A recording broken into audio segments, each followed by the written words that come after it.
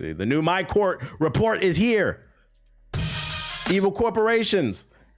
But before we talk about more NBA 2K and what is going on in the new game, friendly reminder, I am giving away a gaming laptop, an Alienware laptop. If you want to enter the giveaway, if you want to get into PC gaming, type !giveaway in the stream, whether you're in the YouTube or the Twitch chat. If you're watching on Hokage highlights, the link will be in the description box below. Enter the giveaway, enter the giveaway, enter the giveaway. All right, I did my duty. Hit the like button too. Let's see what's going on in NBA 2K. This is a 10-minute video. Oh my god, hopefully there's something interesting.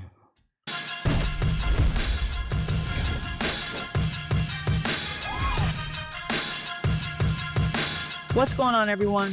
Paige Becker's here with Jonathan Smith, principal producer of NBA 2K, to share some very important Paige Buckets news. For the first time ever, WNBA player cards will be added in 2K26. Play with NBA and WNBA superstars and bring your favorite players from both leagues together like never before. 2K26 also has... No funny shit. I gotta ask this. How's this gonna work from a balancing standpoint? I mean, the centers and the power forwards in the WNBA, they're tall, but the guards, that I'd imagine that might be a little bit of an issue. Like, are they gonna boost the stats on the shooting or something? Because like, how tall is let's see, Caitlin Clark. How tall is she? Is she like 5'9" or something? Oh, she's 6 foot. Never mind. I do know a lot of them guards be like 5'9" and shit like that. That's gonna be funny. I'm not opposed to it, like them being in the game. It's more so I am curious to how they're gonna balance it though. Them guards do be like 5'6", because I can see a world where, like, you know, so maybe somebody's got like a LaMelo Ball on their team who's 6'7" on their my team, and then somebody's running a WNBA player who's 5'8". It'll be a little bit too easy to like defend them. So I'm trying to figure out how they're gonna circumvent that. Has new game changer cards, a new breakout board, and more. Let's get started. It's official. The WNBA is coming to my team. This monumental milestone. It's gonna be like NBA Live 19. I've been praying 2K does the NBA. Like, I loved NBA Live. I made a woman in NBA Live 19. I made a center and I was dunking on niggas, and them niggas would get on the mic and get so mad. That shit was so fucking funny to me. I need to show these the dunk. Assembled basketball's biggest stars. Yeah, women. You can roll with Angel Reese and Shai Gilgeous-Alexander, or torching the defense, dropping 4-pointers with Stephen Curry and Caitlin Clark as your backcourt tandem. Attributes and badges function identically for all WNBA and NBA player cards, ensuring a... Yeah, see right there, they did, look, and they being funny, right? They showing Victor Wembanyama next to Skylar Diggins, who's 5'9", and then he's 7'4". Granted, they play different positions, but 5'9", even at point guard, for like the men's, especially because the NBA, it's been, tall guards are in. To the point where, like, I remember when I was younger, if you was like 6'2", 6'3", 6'1", like, you was cool. Like, now they're calling that a small guard. Like, I feel like point guards start at 6'5" in today's NBA. So it'd be interesting to see how they balance this. WNBA and NBA player cards, ensuring a balanced and consistent gameplay experience regardless of who you're controlling. You booked me, thank you. You start by choosing between 2 5-card lineups to play as, each with a mix of current and historic NBA and WNBA players. Test these cards in a quick 3-minute game, and afterwards you'll receive 2 free agent option packs. One with diamond rated current players that can be used for 25 games, and the other with pink diamond rated legend players that can be used for 15 games. WNBA. Hey, listen. You my team niggas? Y'all the worst. Y'all are the worst offenders in NBA 2K. Number 1 is my team. Number 2 is them park niggas making my players and shit like that. But my team, y'all are the worst when it comes to these microtransactions here. What I need y'all to do, if you are going to get this game, I need you to sit down and make a budget. I know this is going to be hard. Make a budget. I need you to sit down and ask yourself, how much am I willing to spend this year in terms of these packs? Am I going to put 50 in? Am I going to put 100 in? I'm not proposing you do 300, but even like put a number in your head and say, I'm not going past $300 this year. Please. Because if not, you're going to end up like the nigga who spent $32,000 in 1 year. Guys, for those unaware, because most of you niggas will never own a home, including me. In some places, 30,000 is a down payment on a home, guys. People were talking about a car. That's a down payment on a fucking home. And that nigga spent it on a basketball game. And then proudly posted. There's some things you gotta take it to the grave. I'll never admit on Earth 1, 2, or 3. First of all, I wouldn't do this, period. But I would never admit on any timeline that I spent $30,000 on a video game, bro. That is fucking crazy, man. Player cards entering the My Team. Please budget. A realm of possibility in domination and throughout the entire mode. But they're not the only difference maker being introduced in 2K26. This year welcomes all new Game Changer cards. A brand new type of card that's different from anything you've ever encountered before in Mine was 40K. Yeah, like the average is like 40K. That's why I said 30K is like damn near a down payment on a house. People think I'm playing. People talking about a card. No, that's a down payment on a house, like to put it in perspective. Game Changer cards are consumable cards that grant a special power. These special power-ups include activating a rep or My Team point multiplier for your next game, recovering a win streak in Showdown after a loss, reducing the difficulty or target score differential in Domination, automatically evolving an evolution card, and dozens more. Approach the game with a mindset to break the mold and play your way whenever you want. The iconic courts of NBA 2K15 Sunset Beach are returning in 2K. That's how they're gonna get you, nostalgia. 26, but with a remixed look and feel. When the sun sets on this gorgeous venue, Triple Threat Park will come alive with neon lights that accent the tropical environment. Triple Threat Park boasts 4 head-to-head 3v3 courts, including a new one on the newly opened boardwalk near the beach. At the center of the park, there are... You say, ain't no way you're gonna not be able to get at home? Ain't you up? Look at you, nigga, assuming my finances, bro. I am not AMP. I am not Pokemon. No, I do not make I do decent for myself. I'm comfortable, but no, I am not rich, nigga. I gotta save money just like everybody fucking else, bro. Yeah, pocket watches, LOL. Fuck no. I am not. I am a mid-tier creator. I am very honest, and when I say mid, I'm not talking about the quality. I'd say I'm high tier.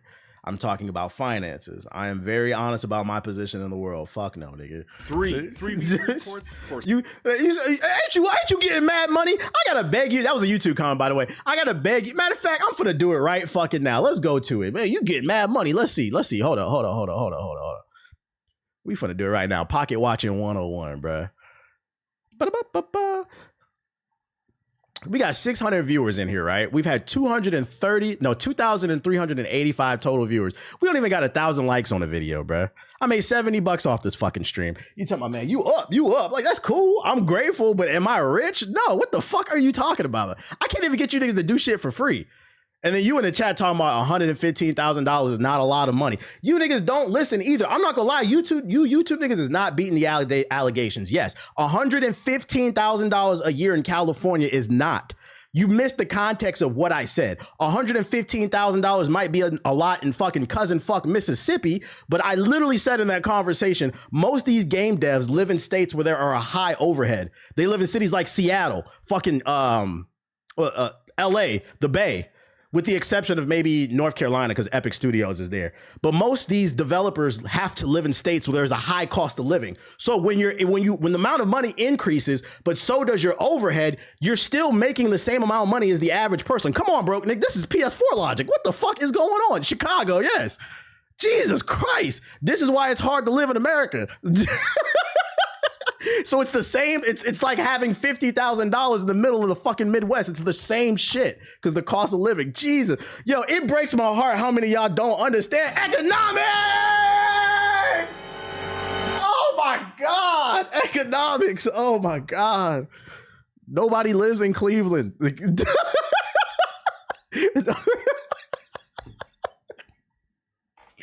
Oh my, please bring the economics back to the class. And by the My Team store and showcase spot, you'll shit, all new 2v2 half courts in the middle of the store. They don't teach it in school no more. Yeah, it's called the cost of living, bro. It'll beat your ass, man.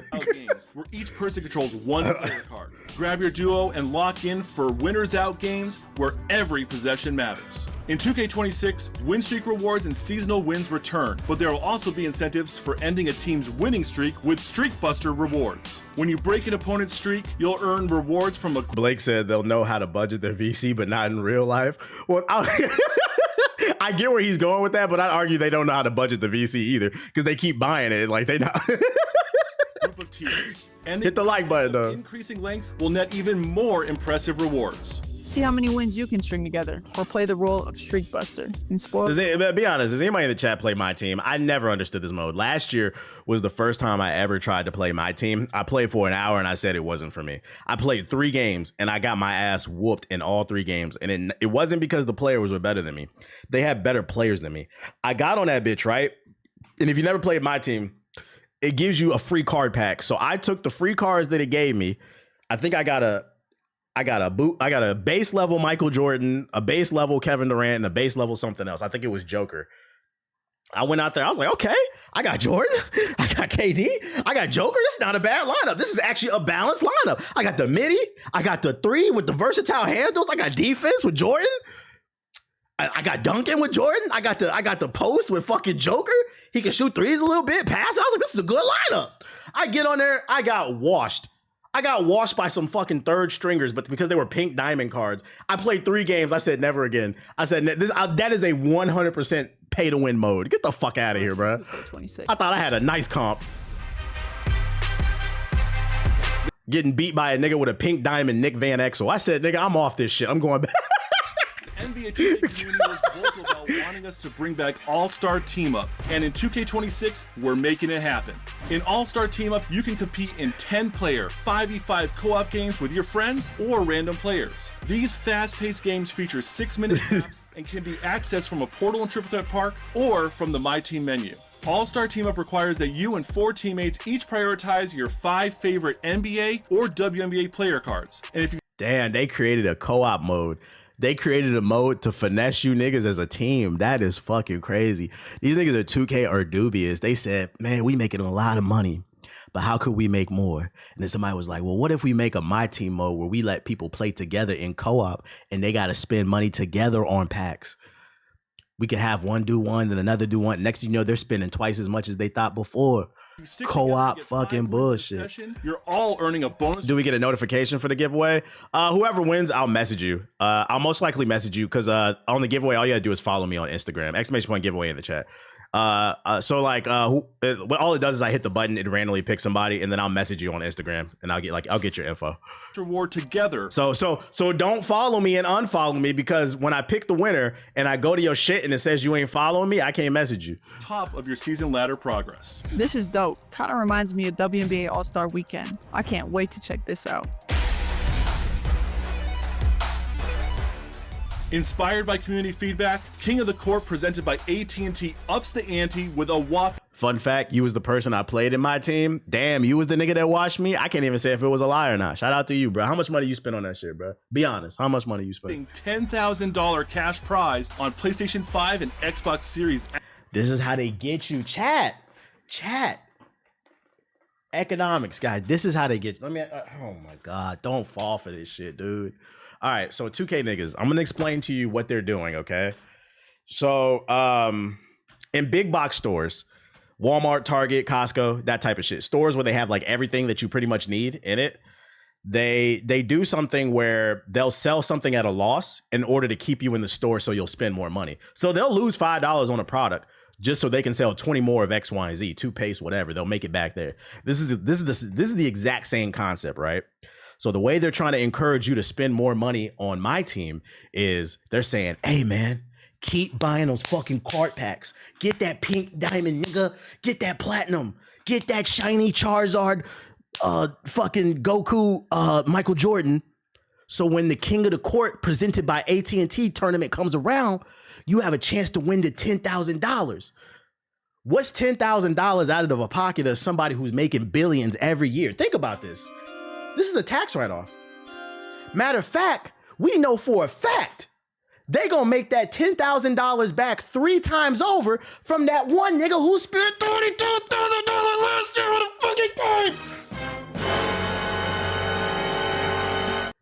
So don't be fooled by this shit. You niggas better not fucking sign up for this tournament. It's a psychological trick. Niggas, it's not, it is that, think, Mark, think. It is that deep. Niggas be falling for this shit. Each King of the Court event will take place during a full weekend window, extending beyond the previous limited 4-hour time slot on Saturdays. I may have had some gamer Best subs. games will count towards your leaderboard score with 4 tiers of rewards. But the Papa Compete for Bloodlust. a massive payday. You ain't never letting that one go. I'm never letting it go. Process with more great rewards. For Shout out to Evasu with the gift of subs. Appreciate it. Imagine what you could do with 10. I'm weak. Doom's in the chat like I'm trying to tell these niggas. Oh, you. Dooms is taking the approach from he's taking the approach. I'm gonna fight the monster from the inside. That shit don't work either, nigga. Dooms is my nigga, bro. God bless your heart. That shit ain't gonna work. I'm gonna fight the machine from the inside. Another new game mode in NBA 2K26 is Breakout Gauntlet, where you put your entire collection to the test by completing games of increasing difficulty. That's why it's forever. Fuck Ronnie. I do not care, bro. I do not want to come to fucking community day. Why the fuck would I ever want to be part of that? Why would I want to be in that damn picture, bro? Taking a picture with fucking Ronnie2K at community day at some fucking gymnasium that got shut down in fucking Gary, Indiana. That nigga standing in the middle. You better hope the wind don't blow his fucking toupee off and land on your face. 3, 2, 1, cheese. Now you got his hair on your fucking face. These were getting more microtransactions. Features a new straight line game. You said Doom is the 2K Bernie Sanders. The 2K Bernie Sanders. Oh shit. You'll only be able to. That nigga is the system. You're not changing him. Each game has objectives that can be completed to return. As long as Ronnie's there, he'll make it your personal mission to make sure you're never invited. And I take that shit with pride too. Be like, it's fine. The feeling is mutual. I do not want to hang out with you. They regularly update. It's World War Ronnie2K over here. How far can you make it with your collection? Any spoilers for what that final reward is? It updates. No, I don't want no fucking face scan so they can put me in that janky ass city with no fucking animations, doing a goddamn T-pose in the city as an NPC giving out missions. Hey man, do you wanna join the Ballers or do you wanna join the Rise team? I'm playing a game like, damn nigga, why am I in this fucking T-pose the whole goddamn time? Do you wanna join Rising or do you wanna join the Elite? Can I get an animation? Can I say like, yo, you wanna join a fucking team or some shit like that? Niggas, that's not in the budget. But then somehow they'll animate a nigga on a skateboard. Like, what the fuck? You'll have to wait and see. What's up, dude? You have you in the crowd at the Clippers game. Returns in NBA 2K26 now with the option I'm to play okay. in single Don't judge player me. games. The AI opponents you'll face here are real lineups created by other community members under the same salary cap restrictions. 2K niggas gonna be like, oh shit. In 2K26, they got AI now, bro. They got Chat GPT in this bitch. This gonna be the first year with Chat GPT in this bitch, bro. You're like, nigga, artificial intelligence has been in video games since the crack of dawn. What do you think a fucking single player game is? What do you No, it's different, bro. They got the Chat GPT 5 Pro in it, bit, bro. They got Claude AI, Grok, Perplexity. This shit got a nigga perplexed. Both single player salary cap and multiplayer salary cap. I'm gonna do a prompt for a Victor Wembanyama. But multiplayer games. Ronnie2K is the Jerry Jones of 2K. Cowboys fans will understand. The gap between single player and multiplayer competition to keep things fresh and exciting in 2K26. Am I wrong for buying 2K and Madden this year or playing with my cousins? No, I've been switched my stance for the last 2 years. The biggest issue is not you buying the game. The biggest issue is you buying the game and then continuing to support it even though you claim you don't like it. That's the big issue. Because 70% of, I can't speak for EA, but for 2K, it was in an earnings call, 70% of their profits every year come from microtransactions, aka VC sales, card packs and stuff like that. So if you buy the game, you play it with your cousins and you guys are just playing play now, I can't be mad at that. You're having a good time. The issue is the lack of self-discipline and the excessive spending. But then also, like, I've just never seen a group of people claim to hate something so much and then continue to buy it. That's the issue. Y'all see, I play 2K. I understand, like, it's the only basketball game on the market. It's fun at times. I have my issues with it, but it is fun at times. But you see, when I feel like the game is going left, I get the fuck off this shit. I don't continue to play it. There's other things to play. Expedition 33 came out, guys. Gen 9 players can bask in all their achievements in the new My Team Arena. The My Team Arena proudly displays banners, trophies, and murals from your success on the court. This includes reaching level 40 in a season, promoted to Tier 1 in Showdown, collecting all the player card gems, and more. The My Team Arena is the default home for every My Team this year. This is fire. I got right on taking 125 his ass on God. Expand your palette. An experienced coaching coach development. Wow. Building a championship culture. In 2K26, you can build out your staff with up to 5 coaches. As you build rep in My Team, you'll earn more coach slots and coach points to spend on unlocking badge training challenges. Completing these training challenges will directly add the selected badge to your. I've been trying to get my friends to play it for months, but they swear it's trash because it's turn-based. I hate that logic. Like, niggas won't play a game because it's turn-based, but your whole life is turn-based. You went to fucking was it Chipotle for lunch? You stood in line and waited for them to call you to take your order. There was 3 people in front of you. You waited for your turn, then executed the play, aka ordering the chicken bowl. It's the same shit, nigga. It was fun then. Now it's different. Chosen player card. No your whole life turn-based. Investing in your coaching staff with higher gem coaches will allow you to access more of the coach skill tree, spend coach points, and unlock more powerful badge training challenges to apply to your players. That's some abstract ass thinking.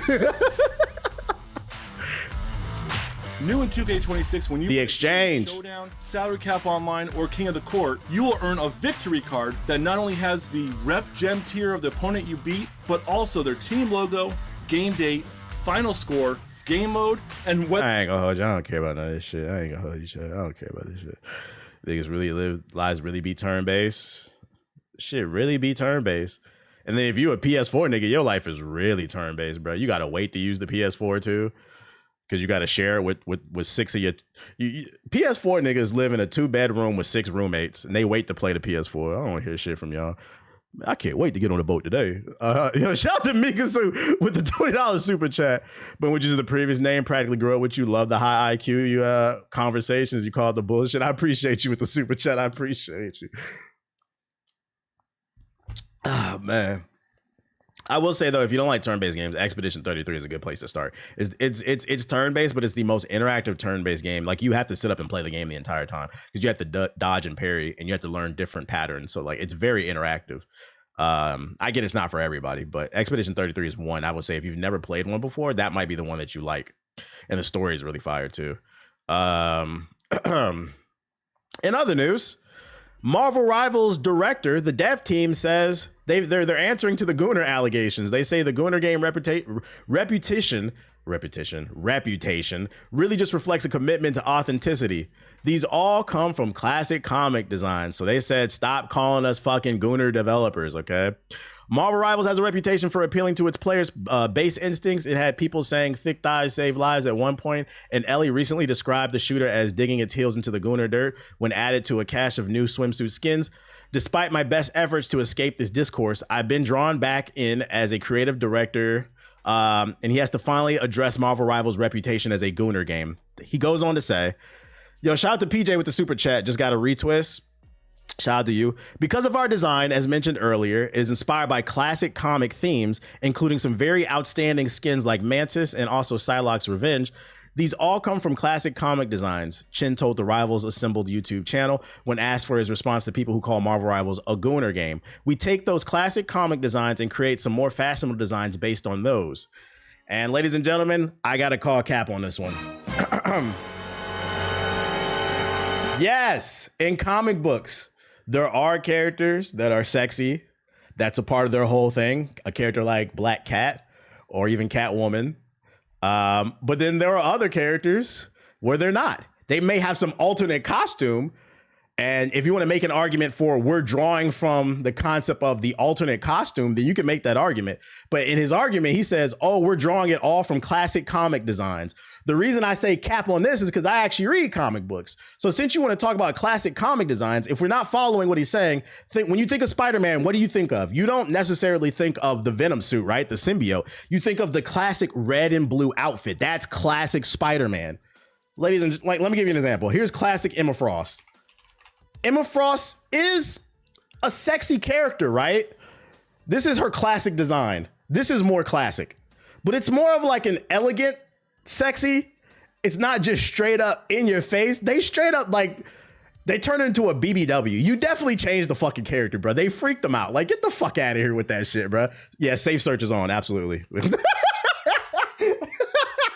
Now she has like some sexy outfits like this that are different, but this is not the default outfit, bro. That's not the fuck. This is not the default outfit. Like, what the fuck are we talking about? Look up Jean Grey. Like, I'm pretty sure, doesn't Jean Grey just wear shirts and a tee most of the time? Yeah. Like, this is classic Jean Grey from our for the fucking cartoons. The only thing that's like maybe sexy about the character is the body frame, right? Like the hips. But it's like, it's not like super sexual. It's just a natural looking fucking woman, dog. So when you're like, oh, we're just drawing inspiration from Clyde, like, get the fuck out of here, bruh. Like, you niggas is gooners, and it's okay. Sex sells, ladies and gentlemen. Sex sells. It's no secret. Look at the fucking Phoenix right here. This is what the Phoenix looks like. Sex sells. We all know that. Just fucking say that. Man, sex sells. We wanted to lean into it. We know gamers are horny. Hell, we're horny. I'm not gonna lie. I would respect the fuck out of if the developer said, look, we know gamers are horny. Nigga, we horny too. Like, I'd respect that shit, bruh. I respect that shit. But they'll sit up here and be like, oh, we're drawing it from classic. No, you're not, nigga. Get the fuck up, bruh. Let me hear that shit. You took characters and made them freaked out, bruh. You took fucking, there's nothing sexual about Sue Storm. Nothing. There's nothing sexual about fucking Sue Storm. This is a fucking average looking white woman in a blue suit. There's an average looking fucking white woman in a damn blue suit. They took them hips and said, va-boom. They took them titties and said, va-boom. That's not classic. What the fuck are we talking about, bruh? Sue Storm is built like an ironing board, bruh. She is built like a goddamn ironing board. You said I pass 5 on her daily. Snow Bunny mind control. Snow Bunny mind control. Anyways, yeah, be for real. I thought it was funny though. That's why I titled the YouTube video that. I thought that was a funny article. Like, all right, I gotta call a cap on that shit. The first poster for Fallout Season 2 came out. Minor spoilers ahead if you haven't seen the first season, but it kind of ends on an interesting cliffhanger. Yeah. So we're going to Vegas in Season 2. If you have not watched Season 1, I cannot stress enough. I get on Bethesda, but that Fallout TV show was fucking fire. I'm not gonna lie. That Fallout TV show was fucking fire. If you have not watched it, it's only like 8 episodes. I literally watched it like in 2 days. I did 4 episodes a day, like at night. Just watch it all like in 2 sittings. Like it's really fucking good. It was peak. So I'm excited for Season 2. It's really not a spoiler because I mean they put it on the fucking poster, but yeah, watch it if you haven't. It's definitely worth it because Season 2 is coming August 19th. So it's actually a good time to watch it. Literally watch it this week, and then next week you can watch Season 2. It's perfect time to actually watch it. It was amazing, honestly. It was amazing, and it like shocked me how good it is. Because you know, I expected it to be like average. I'm gonna criticize this shit. I was sitting down. I was okay. This is good. This is some good shit, bro. And I was like, man, they need to make a new Fallout game, bro. Better than the recent games. Better than that Stinkfield. I know Dooms will be excited about this. Gears of War is confirmed to be releasing in 2026. We now have a release window, Gears of War Emergence Day, which will be the prequel game to the original trilogy. A game that I suspect they will be leaning more into the horror elements, at least I hope, because this game will be about Emergence Day and like when the Locust first appeared, so humans don't understand or know what they're fighting against. So I'm really hoping they lean into the horror aspect. So we know it's coming in 2020. We know one banger for sure is coming in. Once again, no games to play, but 2026 is already looking good. It's already just a release window, a little something. This comes directly from the Twitter page. They put it in their bio, so they're trying to let everybody know. What else we got? Oh, this was a banger. I replied to this shit. This don't got nothing to do with gaming, but it has been announced that November 12th, 2025, a 6-issue miniseries is coming out for those who are into reading called Batman Static Shock Beyond. The team up I never knew I needed. An older Static, an older Terry McGinnis. This shit, I'm getting at least issue number 1. That's a collectible right there. DC today announced Batman Static Beyond, a bold 6 new issue series launching this fall under DC's Elseworld imprints, which I believe is the more mature line. It might be more grittier. The series pairs acclaimed writer Evan Narcissus with visionary artist Nicholas Draper for a futuristic team-up unlike anything seen before. Launching on November 12th, the series unites two of DC's most dynamic heroes, Terry McGinnis and Virgil Hawkins. In the debut issue, Terry patrols neon-lit streets. Man, I ain't reading all this. I don't want no fucking spoilers. No spoiler. You can read that shit right there if you want to. They getting 12 inches of black lightning for real. Nigga, that's Virgil. That's not Black Lightning. I know every black, well, not every. There's actually a lot of black superheroes that don't have lightning powers. But for some reason, we only focus on I'll say a lot of people think there's only black characters with lightning powers, but that's not. He said YouTube chat. Yeah, that's static. But yeah, this shit look lit. Hopefully it's really good. Just putting y'all on to something. November, mark your calendars. Shout out to you for getting me hip on the Static season 1. I bought the second one too. Oh, the comic joint. Yeah, that shit's lit. Bad news for those looking forward to Crimson Desert. Good news for us that are overwhelmed on games because this was supposed to come out this year. Crimson Desert has been delayed to Q1 of 2026. I predict a February-March release date then. Let's see, before the Q&A session, I would like to share first an update on the development status and release schedule of Crimson Desert, which many of you have been curious about. Pearl Abyss said in Q2 2025's earning call. Currently, Crimson Desert has been in the process of voiceovers while also carrying out tasks such as console certification and preparation for its release. In the case of marketing, we plan to participate in Gamescom and PAX West this August to showcase our open world build. And in September, we will join the Tokyo Game Show to strengthen our marketing efforts in Japan. So expect to see more gameplay in the coming months. But the launch of Crimson Desert, our first large-scale AAA console game, has been unavoidably delayed by 1 quarter from the previously announced schedule. This is due to longer than expected timelines arising from schedule coordination and collaborations with multiple partners for offline distribution, voiceovers, console certifications, and other launch purposes. They need more time to develop the game. I'm not gonna lie, I'm not mad at this because this game does look good, but like I did feel like it was gonna get lost in the shuffle of the crazy number of releases of 2025. So I think it's actually good for them to push back to next year so they have less competition. Because this is a game that's going to need some marketing, which is an argument that I've been making on this stream that gaming is not dead. Gaming actually has a very unique problem where it's so successful that there's more competition than ever. I read last year in 2024, over 15,000 video games released, right? When you have 15,000 products and a limited audience, you need to have a budget for marketing. And what's happening is these developers, for some reason, keep making these bloated open world games that cost hundreds of millions of dollars. They're burning through their cash flow. So by the time they make it to the finish line, making their game, they have no budget for marketing. What happens when you have this high quality AAA game that costs hundreds of millions of dollars, a crazy overhead before you break even, no marketing budget, and over 15,000 releases of competition? Because I'm gonna be honest, every game is fucking competition, bro. We knew there were 40 games that I listed that I was interested in coming into 2025. And these are games that I expected to make noise. And after I showed that list, like 10 more games popped up out of fucking nowhere, bro. You had Schedule 1, that peak game. I feel like there's one more. Oh, Donkey Kong came out of fucking nowhere.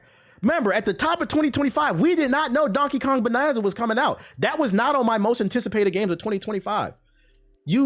That's what I would say. You need a marketing budget. And you also need to position yourself. It's more important to position yourself in a way to win.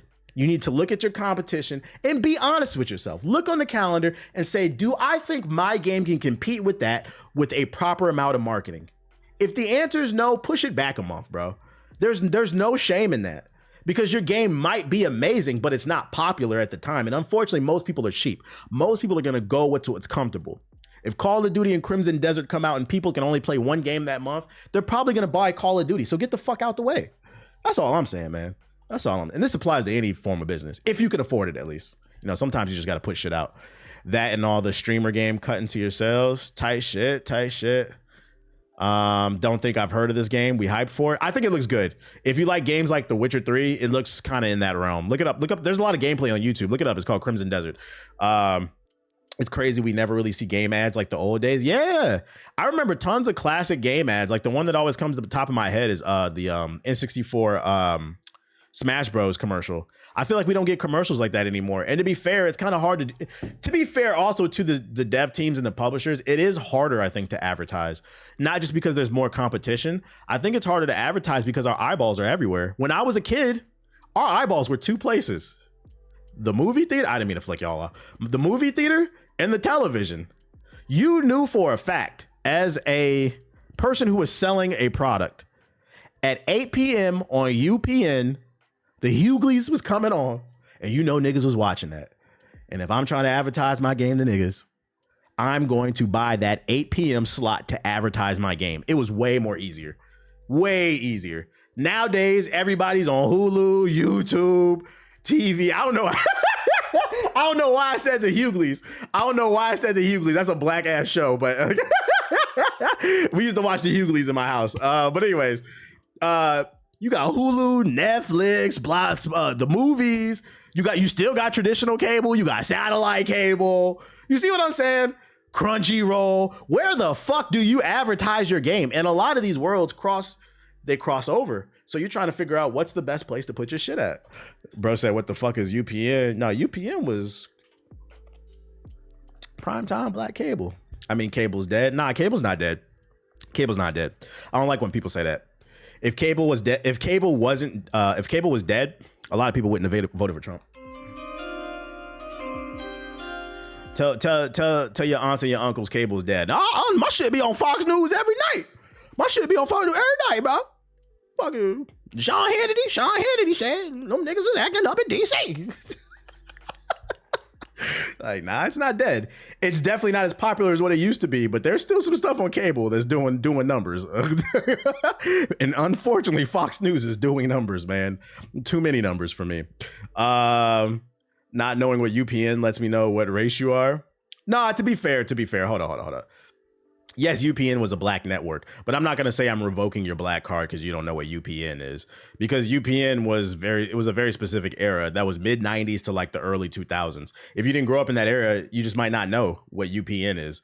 That's like me getting upset. Like and then if your parents didn't put you onto it, then you're not going to know what it is. Like, that's like me getting upset that's like me saying like you're not black because you never watched Good Times. Like, I only know what Good Times is because my mom and dad used to watch that shit. And that fucking theme song was crazy. So like I would hear that and like the Jeffersons and shit like that. I think a better argument is maybe recipes are getting lost. People are not doing their part to put people onto the culture. But me, Good Times wasn't my era, but I know that shit. Ain't you glad that we got them? Boom, boom, boom, boom, boom. Good times. Easy credit rip-offs. Easy credit rip-offs. Hanging in a child line. Hanging in a child line, nigga, that sounds horrible. I only know that because my mom and dad, bro. I only know Prince because of my dad. My dad was a big Prince fan. You know what I'm saying? So it depends on how everybody's deck of cards is different. I think a better argument is recipes are getting lost. That's why I'm buying vinyls. Recipes will not be lost in my house. Recipes will not be lost. Hanging in a child line.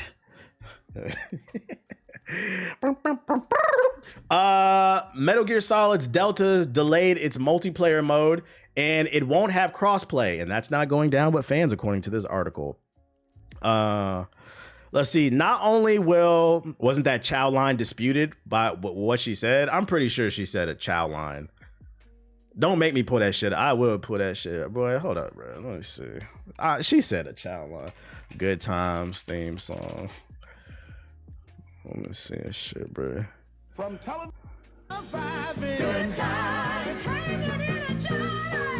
what if she didn't say hanging in a chow line? What the fuck did she say? And then also the context of it matters too, because before that she says easy credit ripoffs. So she's talking about some horrific shit. We're surviving.